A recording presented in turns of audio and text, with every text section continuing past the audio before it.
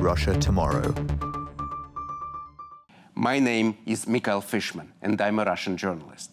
I left Russia when the war started, and now, 9 months later, I have been labeled a foreign agent. From now on, I'm stripped of my civil rights.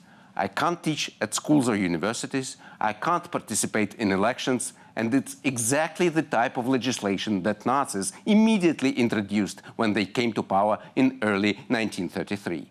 And from now on, the cover of my book, and I have written a big book, will be blurred on websites, and hard copies will only be sold in shops if covered in brown paper with handwritten titles on top. Such is the case for all foreign agents. Strict regulations and complete bans on media are becoming more and more common in Russia.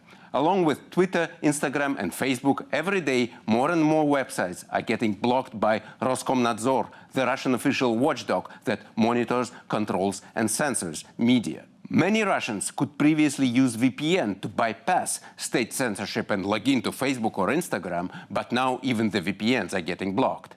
Global financial sanctions on the Kremlin mean that internet users in Russia can no longer use electronic payment systems to purchase and subscribe to foreign VPN services. According to a report from Roskomnadzor, the non-governmental digital rights watchdog, as many as 15,000 websites were blocked by the Russian government in the second week of December alone. This year, on average, Roskomnadzor blocked around 5,000 websites per week, Roskomnadzor reports. In fact, Roskomnadzor's latest targets seem to be any website that contradicts official Russian propaganda about the war in Ukraine.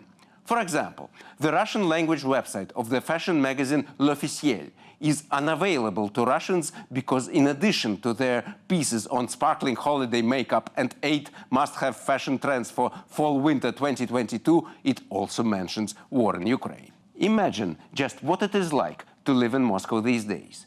Books are wrapped in brown paper and the titles are handwritten. There is no news but state news.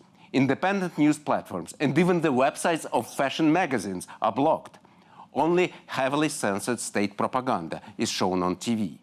The Kremlin's media watchdogs have now turned to anti-war artists, forcing theaters and exhibitions to wipe out the names of those who have spoken against Putin's invasion of Ukraine. And it seems that brochures published without mentioning anti-war directors or artists are just the beginning of Russia's dim new reality. We operated in Russia for 12 years, and the government tried to get rid of us 3 times. They got us on the 6th day of the war in Ukraine. Мы временно приостанавливаем работу телеканала. We left Russia, but we kept going. We have now decided to tell the truth about Russia, the war, and Russian society in English as well. Kherson is Putin's 3rd major defeat in a row. What is wrong with the Russian army? Stories no one else can tell you. Hear it right from the source. Subscribe to our channel.